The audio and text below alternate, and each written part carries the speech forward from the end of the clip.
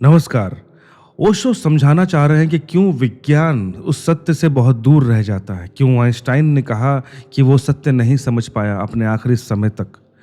क्यों विज्ञान इतना नया है और सत्य इतना पुराना। इनमें क्या कनेक्शन है, आज हम इस वीडियो में देखने वाले हैं। So please stay till the end. Osho ने हमें बताया कि किस तरह से विज्ञान जो है सत्य से दूर जाते चला जाता है। क्यों? क्योंकि विज्ञान की एक फितरत है कि वो हर चीज़ को डाइसेक्ट करके तोड़ कर समझने की कोशिश करता है और हर चीज़ को एक नाम दिए चला जाता है, परिभाषित किए चला जाता है। क्योंकि विज्ञान की नज़र में अगर हमने उसको नाम नहीं दिया, परिभाषित नहीं किया, तो उसका कोई वजूद नहीं है, उसका कोई प्रमाण नहीं है। पर सत्य इसका जस्ट उल्टा है। आप जितना तोड़ते जाओगे वो सत्य से दूर होते चला जाता है। ओशो ने यही बात कही। अब हम आगे देखते हैं ओशो क्या समझा रहे हैं। ओशो कहते हैं, अब जबकि विज्ञान थोड़ा गहन और गंभीर हुआ है और उसका बचपना टूटा है, क्योंकि विज्ञान को अभी पैदा हुआ ज्यादा दिन नहीं हुआ। धर्म को अंदाजन 20,000 साल के तो चिन्ह मौजूद हैं धर्म के पैदा हुए। तो धर्म ने अगर आज से 5,000 साल पहले भी यह बात कही है कि जीवन रहस्य है, तब भी वह 15,000 साल पुरानी घटना थी, अनुभव था। तो ओशो कह रहे हैं कि जो बातें आजकल हम पढ़ते हैं धर्म के बारे में, वो जस्ट सपोज कि 5,000 साल पहले लिखी गई या बोली गई। तो एक बात ओशो कह रहे हैं कि वो धर्म की जो चेतना है, लोगों का जो रिसर्च है उस पर, आत्मा अनुभव है, वो करीब 20,000 साल पुराना है। तो अगर 5,000 साल पहले कोई बात कही गई है, तो यानी वो कम से कम 15 साल पुराने तजुर्बे के साथ कही गई है। परंतु विज्ञान ऐसा नहीं है, विज्ञान बहुत नया है। विज्ञान को तो पैदा हुआ 300 साल हुआ है, बिल्कुल बचपना। यह बात पक्की है कि जिस दिन विज्ञान भी 15,000 साल की उम्र का होगा, तब वह इतने ही जोर से घोषणा करेगा और कहेगा कि जीवन रहस्य है। 15,000 साल तो दूर है, अभी आइंस्टाइन मौजूद था, तो हमने विज्ञान की जो बड़ी से बड़ी प्रतिभा पैदा की है वह उस आदमी में थी। लेकिन मरते वक्त वह आदमी कह गया कि मैं सोचता था अपनी युवा अवस्था में कि सत्य को जाना जा सकेगा। अब मैं ऐसा नहीं सोचता। अब मैं सोचता हूं कि सत्य अज्ञेय है, अज्ञेय ही रहेगा। तो इवन ओशो ने आइंस्टाइन के बारे में कहा कि one of the brightest mind in science. उन्होंने भी अपने आखिरी वक्त में ये कहा कि जब मैं युवा था तब मुझे लगता था कि जो ट्रूथ ऑफ लाइफ है उसको समझ सकते हैं हम, वो एक ज्ञान है जिसको हम पा सकते हैं। परंतु मृत्यु की घड़ी आइंस्टाइन ने भी ये बात स्वीकार कर ली कि नहीं, ज्ञान, ये जो सत्य है वो अज्ञेय है, उसको जाना नहीं जा सकेगा। हम बहुत कुछ जान लेंगे यह पक्का है, फिर भी जानने को उतना ही शेष रहेगा जितने हमारे जानने से पहले शेष था। मतलब ओवरऑल ओशो यहाँ पे किस बारे में बात कर रहे हैं, क्या जानने की बात कर रहे हैं? कि कह रहे हैं कि हमें इंफॉर्मेशन बहुत सारा हो सकता है, नॉलेज भी बहुत हो सकता है, परंतु जो सत्य का जो अनुभव है, ज्ञान है, वो उतना ही दूर रहेगा जितना हम स्टार्टिंग में थे, जितना हम अज्ञानी, विदाउट नॉलेज, विदाउट इंफॉर्मेशन के थे। तो माने सत्य के करीब हम नहीं पहुंच पाते with the collection of information. हमारे जानने से कुछ अंतर नहीं पड़ता। वह ऐसा ही होगा जैसे हम एक चुल्लू भर पानी समुद्र से भर लाएं। शायद चुल्लू भर पानी समुद्र से भरने में समुद्र थोड़ा कम भी होता होगा, लेकिन वह जो अज्ञात के चारों तरफ विस्तार है, अज्ञेय है, अननोएबल है, वह हमारे कितने ही जान लेने से चुल्लू भर भी कम नहीं होता। तो एक मेटाफोरिक एग्जाम्पल, ओशो ने कहा कि अगर हम समुद्र में जाएं और चुल्लू भर पानी उठा लें, तो शायद देखने में तो लगता है ना कि समुद्र से चुल्लू भर पानी ले लिया तो क्या ही लिया, क्या ही फर्क पड़ता है।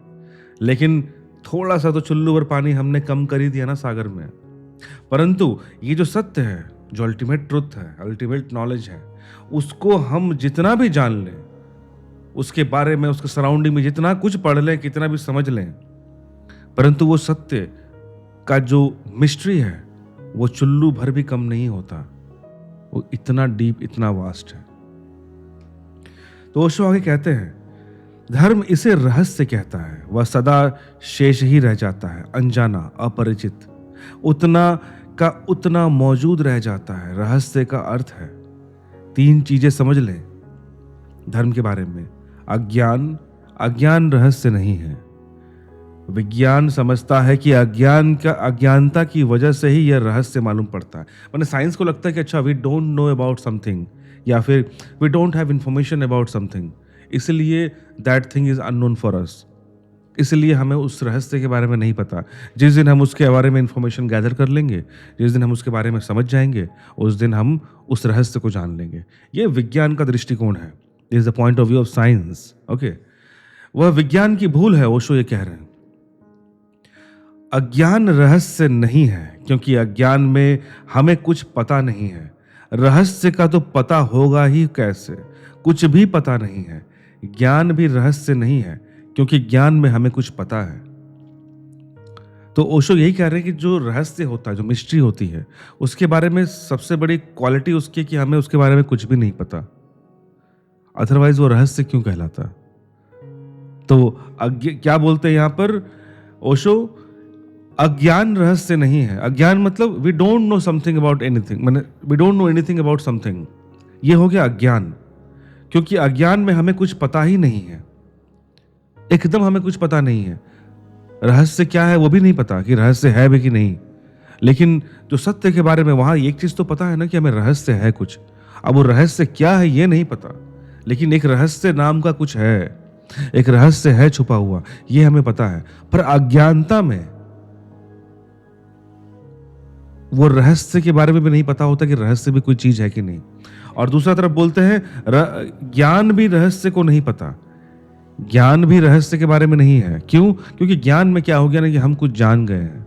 अगर हम कुछ जान गए तो रहस्य किस बात का। ज्ञान भी रहस्य नहीं है, क्योंकि ज्ञान में हमें कुछ पता है। रहस्य ज्ञान से ऊपर उठकर घटना है, ज्ञान से भी ऊपर कुछ घटना हो रही है, वो रहस्य है। अज्ञान के ऊपर ज्ञान घटता है, ज्ञान के ऊपर रहस्य घटता है। इसको हिरार्की में लिया ओशो ने कि अज्ञान के ऊपर ज्ञान है और ज्ञान के ऊपर है रहस्य।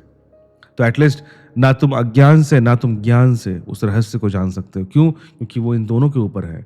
जो अज्ञान से जानना जाएगा वह ज्ञानी हो जाएगा।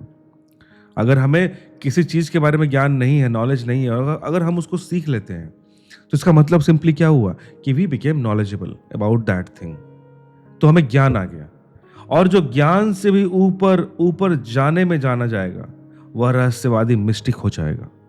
तो मतलब एक ऐसी चीज, एक ऐसा रहस्य जिसको आप जानने लगो और वो आपके ज्ञान से परे है, आपके नॉलेज, आपके इंफॉर्मेशन इसके ऊपर है।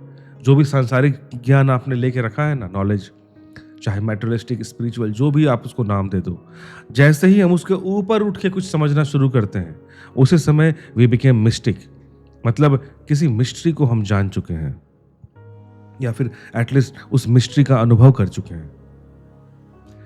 3 सीढ़ियां समझ लें। एक अज्ञानी की सीढ़ी, अगर आप अज्ञानी से बढ़ेंगे तो दूसरी सीढ़ी ज्ञान की है। न जानने से जानने की दुनिया शुरू होती है, लेकिन अगर आप न जानने में रुक गए तो अज्ञानी ही रह जाएंगे, और अगर आप जानने में रुक गए तो ज्ञानी रह जाएंगे।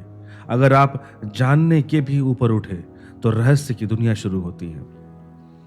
3 स्टेज बोला कि अगर ओशो बोल रही है अगर तुम अज्ञानी ही जीवन भर रह गए, अज्ञानी, तब तो तुम अज्ञानी ही रह जाओगे, कुछ नहीं जानते, कुछ नहीं, ठीक है, सबसे लो नीचे स्तर पर रह जाओगे। परंतु तुम अज्ञानी थे और कुछ ज्ञान लिया और तुम क्या बन जाओगे? ज्ञानी। तब तुम ज्ञानी के लेवल पे उठ गए। पर अगर तुम्हारी पूरी जिंदगी वो ज्ञान के चारों ओर ही घूमते रह गई कि ज्ञान ही हर कुछ है, ज्ञान जो हम ले रहे हैं, जो नॉलेज ले रहे हैं, इंफॉर्मेशन ले रहे हैं, यही हर कुछ है, इसी में पूरी दुनिया समाहित है, इसी में पूरी सृष्टि और द अल्टीमेट ट्रुथ समाहित है, जो शायद आइंस्टाइन बात कर रहे थे कि युवावस्था में वो यही सोचते थे कि उस ज्ञान के थ्रू वो उस मिस्ट्री तक पहुंच जाएंगे। तो ये वो स्थिति है। तो ओशो कह रहे हैं कि जिस दिन तुम उस ज्ञान के सीढ़ी से ऊपर उठते हो तब तुम पहुंचते हो मिस्ट्री के स्तर पर, और तब उस अवस्था में ज्ञान होते हुए भी अज्ञान का पूर्ण बोध होता है। तो ओशो यही कह रहे हैं कि जैसे ही तुम अज्ञान से ज्ञान और ज्ञान से उस मिस्ट्री में पहुंचते हो, वहां पे एक नया बोध तुमको होना शुरू होगा कि यूं तो तुम थे बहुत ज्ञानी, यूं तो तुम बहुत नॉलेजेबल थे, इंफॉर्मेशन से लदालद भरे थे, लेकिन तुम्हें पहली बार एहसास होगा कि तुम कितने अज्ञानी हो। अभी तक तुम्हारे पास भले ज्ञान का बड़ा बड़ा बोरा अपने दिमाग में डाल लिया है भर भर के, लेकिन स्टिल तुम उस सच से कितने अज्ञानी हो, अनभिज्ञ हो, तुमको उस समय रियलाइज होगा। ज्ञान और अज्ञान रहस्य में एक ही हो जाते हैं कि तुम अज्ञानी रहो या ज्ञानी रहो, उस रहस्य के सामने तुम सेम ही हो जाते हो। लेकिन उस मिस्ट्री वाले स्टेज पे पहुंचने के लिए तुम्हें अज्ञान से ज्ञान पे ही पहुंचना पड़ेगा, उसके बाद ही तुम मिस्ट्री वाले स्टेज पे पहुंचते हो। और जैसे ही उस मिस्ट्री वाले उस रहस्य के स्तर पर पहुंचते हो, उसी दिन तुमको ज्ञान होगा कि यार मेरा सारा ज्ञान किसी काम का नहीं, मैं एक अज्ञानी की तरह ही हूं। जैसे लाओ त्से कहता है कि वे दोनों पहलुओं के भीतर एक ही है। रहस्य का अनुभव उसे होता है जिसे अज्ञान में भी और ज्ञान में भी एक ही दर्शन होने लगते हैं, और जिसे लगता है कि अज्ञानी और ज्ञानी में बहुत फासला नहीं है। अज्ञानी को भ्रम है कि मुझे पता नहीं, और ज्ञानी को भ्रम है कि मुझे पता है। रहस्यवादी को पता है कि पता होने का कोई संभावना है ही नहीं। तो लाओ त्से, ओशो कह रहे हैं कि लाओ त्से यही बात तो कह रहे हैं कि भाई अज्ञानी रहो चाहे ज्ञानी रहो, तुम दोनों ही अनजान हो उस मिस्ट्री से, उस रहस्य से। अज्ञानी को यह भ्रम है कि उसे कुछ पता नहीं, भ्रम है उसका, और ज्ञानी को यह भ्रम है कि उसे कुछ पता है, यह भी भ्रम है उसका। सच बात तो यह है कि जिसको पता है, जो रहस्यवादी है, जो मिस्टिक है, उसे एक बात तो पता है कि इस मिस्ट्री को जानने के लिए ज्ञान और अज्ञान दोनों ही किसी काम के नहीं। इन दोनों ही के थ्रू, इन दोनों को ही नहीं पता कि इस मिस्ट्री को जाना ही नहीं जा सकता, कोई संभावना ही नहीं है। ओशो कहते हैं नहीं, रहस्यवादी यह नहीं कहता कि जानो मत। जो मिस्टिक है वो ये नहीं कह रहा है कि तुमको जानना नहीं है, ज्ञान नहीं लेना है। वह कहता है जानो, खूब जानो, लेकिन इतना गहरा जानो कि तुम जानने के भी पार निकल जाओ। तो यहाँ पे एक अलग टाइप का नॉलेज को एम्फसाइज किया जा रहा है। इस बात को समझना कि ओशो कह रहे हैं कि वो मिस्टिक जो है, एक रहस्यवादी, वो ये नहीं कहता कि तुमको नॉलेज नहीं लेना है, तुमको नॉलेज के लिए स्ट्राइव नहीं करना है। बिल्कुल जानो, इतना गहरा जानो, इतना डीपली जानो, उसमें इतना डूब जाओ कि बस उस ज्ञान के स्तर से पार हो जाओ। वो यही बोल रहे हैं कि तुम इतना जानो कि तुम पार निकल जाओ, उस ज्ञान के स्तर को भी, उस ज्ञान की सारी संभावना जहां तक उसकी सीमा है उसको भी क्रॉस कर डालो। वह जानना तुम्हारा बंधन और तुम्हारी सीमा ना बन जाए। अज्ञान से तो ऊपर उठ गए हो, ज्ञान से भी ऊपर उठ जाओ। तो ओशो यही कह रहे हैं कि उस दायरे में मत बन जाना कि नहीं, ज्ञान ही हर कुछ है जीवन का, और जीवन की सारी सच्चाई इस ज्ञान में छुपी हुई है। नहीं, इस ज्ञान के परे भी कुछ है जो शायद हमें कोई किताब, हमें कोई गुरु या फिर हमें कोई सांसारिक चीजें सिखा नहीं सकती, बता नहीं सकती, दिखा नहीं सकती, सुना नहीं सकती। तो ओशो यही कह रहे हैं कि आपको उस पैरामीटर को तोड़ना ही पड़ेगा। कौन सा पैरामीटर? पहला है अज्ञान का। उस दायरे से निकल के तुम ज्ञान के दायरे में घुसते हो, और उस ज्ञान के दायरे में, उस ज्ञान के दायरे को ही सारा कुछ, सब कुछ मत समझ लेना। उसको जैसे ही समझोगे, उसको जैसे ही तोड़ोगे, तुम अनंत में पहुंचते हो। इसको सिंपली इस तरह समझो, हम पृथ्वी पर हैं। अगर मानते पृथ्वी को तुमने अज्ञान समझ लिया, तुम थोड़ा उठते हो तो पृथ्वी के वायुमंडल को हम ज्ञान समझ ले।